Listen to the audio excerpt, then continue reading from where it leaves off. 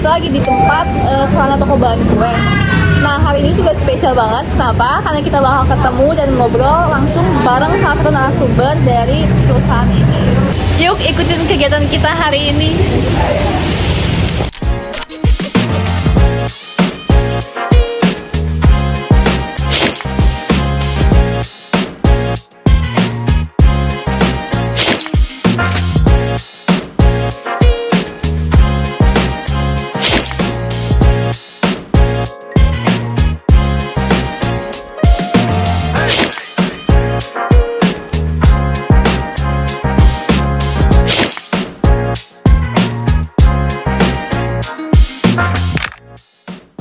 Halo Kak, kami dari BINUS Bandung ingin izin mewawancara Kakak tentang perusahaan Sarana Kue.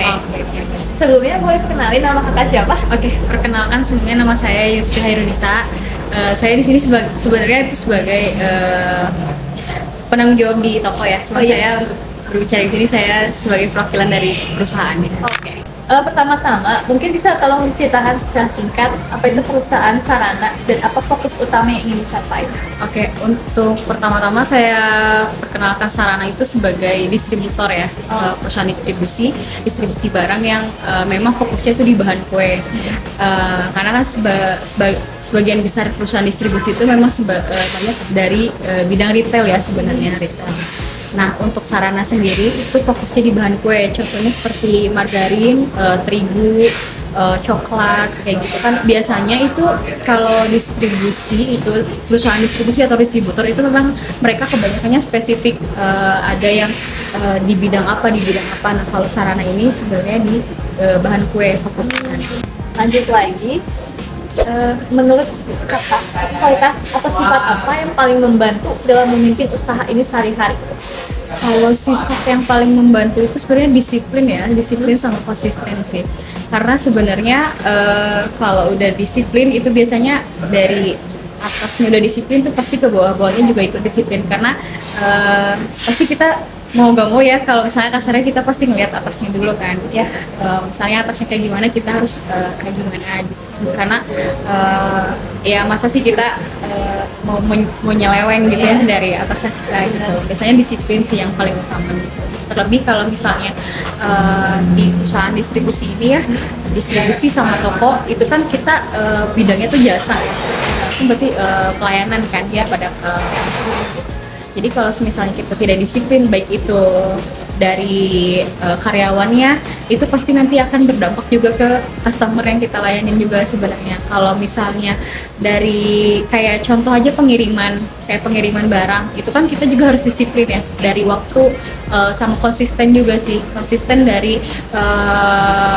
kita menjadwalkan pengiriman gitu kan, karena jujur aku sebagai yang terjun langsung di toko itu memang kan saya jadinya berkaitan langsung juga sama distribusi kan, yang distribusi yang mana saya harus beli barang yang untuk dijual di toko. Nah kalau semisal kayak dari pihak distribusinya itu misal kayak contoh ngasih informasi kalau pengirimannya itu di hari Kamis ya, ternyata Kamis itu nggak datang kayak gitu kan, kayak nggak konsisten, nggak disiplin sama waktu yang udah ditentukan kayak gitu. Nah emang saya memposisikan sebagai customer ya, saya merasa kecewa, makanya yang paling utama itu sih. Oke. Lanjut lagi, setiap pemilik usaha kan pasti punya visi atau harapan kan, kayak bagaimana toko ini berkembang. Nah biasanya gimana cara Kakak menyampaikan visi atau semangat kepada karyawan buat berkembang ya? Buat lebih berkembang visinya itu ya, karena itulah balik lagi ya, karena aku dulunya di hospitality industry, jadi pelayanan itu nomor satu. Jadi aku visinya itu kayak buat bikin karyawan itu semangat gitu ya, semangat, happy, terus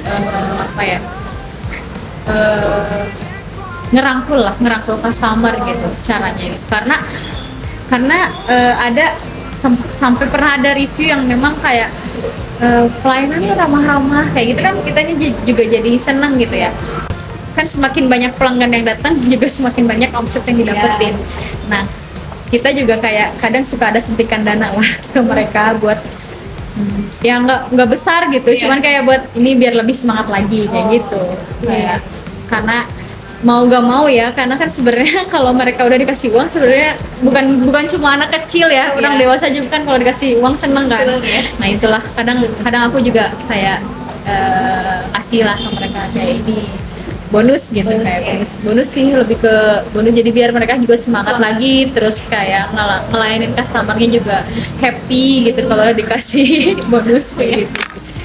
Bisa tolong ceritain nggak satu momen ketika kehadiran atau pesan kakak secara langsung menggerakkan emosi dan motivasi kita?